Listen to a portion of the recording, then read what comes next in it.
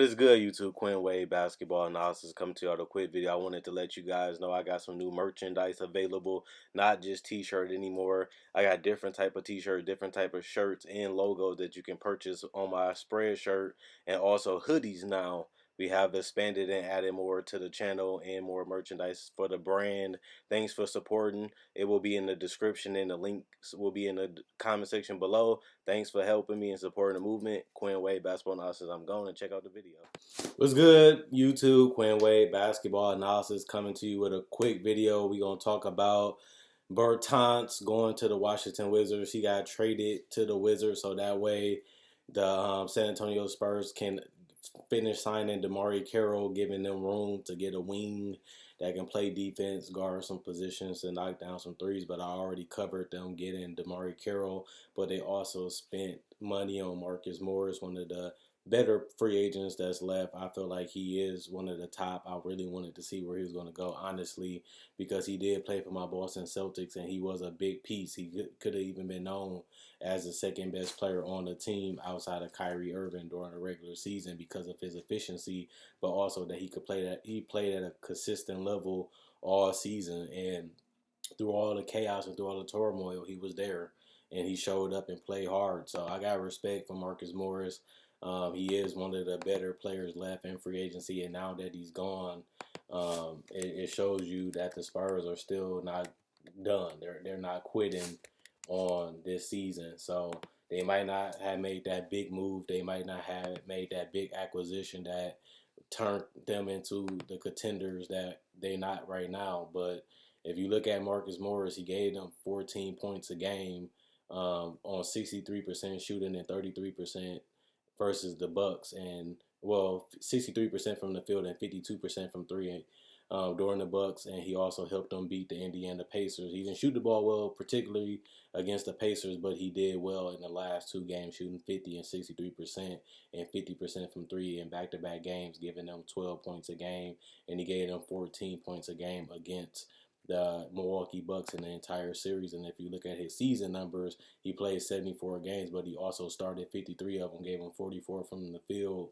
and 11 field goals attempts. He also shot 37% from three at 5.2 attempts and still gave them 13.9 points and 6 rebounds and 1 assist. So this is a versatile guy that can play the 3 or the 4 because he has the 6'9" body and enough weight and enough toughness to guard any position. He plays hard, just like his brother. He's one of those guys that you respect. He goes to war with you, and you know what you're going to get out of him. He's a quality, productive player. And for the Spurs to pick him up, I'm a little surprised because they just went and re-signed DeMarre and Rudy Gay. And then they add another guy in Morris that can give them some bench punch, or he can start if an injury goes down, or if they need him to play a bigger role like the Celtics did, he is also able to do that. So this is a versatile player. This is a big player for them. But I still think the Spurs are not done making moves. They are a team that's borderline out of the playoffs. If I look at the teams in the West, I don't know if I'll put the Spurs in my top 8 as currently constructed, but I'm liking what Lonnie Walker doing in Summer League. I love me some DeMar DeRozan. I like me some DeJounte Murray, but we don't know how he's going to be. We've seen the surprise and the uprising of Derek White. We've seen how consistent, how persistent that Brent Forbes is. So they're still going to be a sleeper team, but they still haven't got that move that puts them in championship contention. They're not that many pieces away from it. They got a lot of great players, a lot of great role players, and they have enough young players.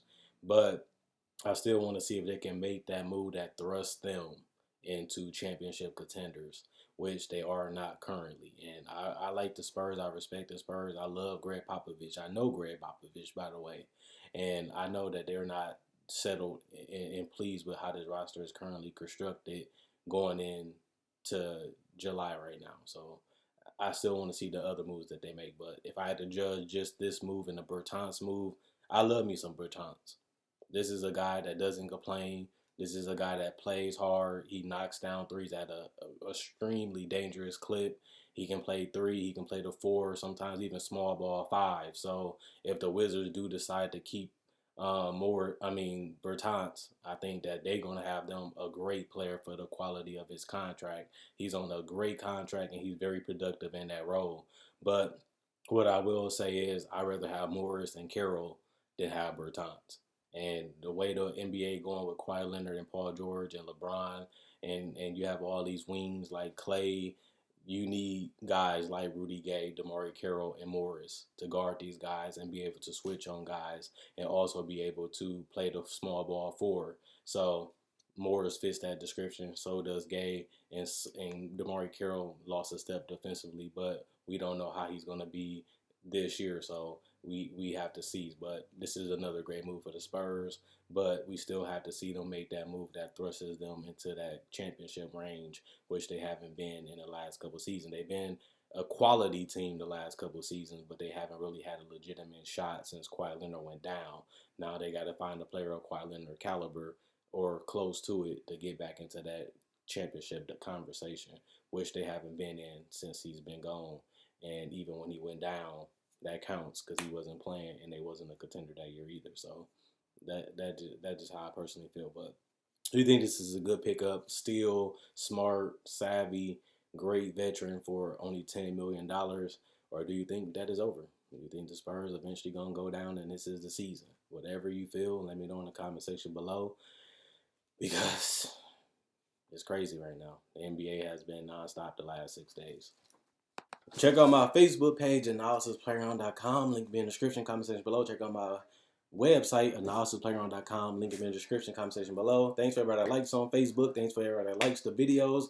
Thanks for everybody that comments. I like the activity that you guys have shown. I answered comments that make sense, if that makes sense. And also, at the end of the day, if you like this video, check out my older videos on my channel. I have many playlists. I break down rookies. I break down players. I break down summer league. I do cover the draft, and I got a mock draft up already.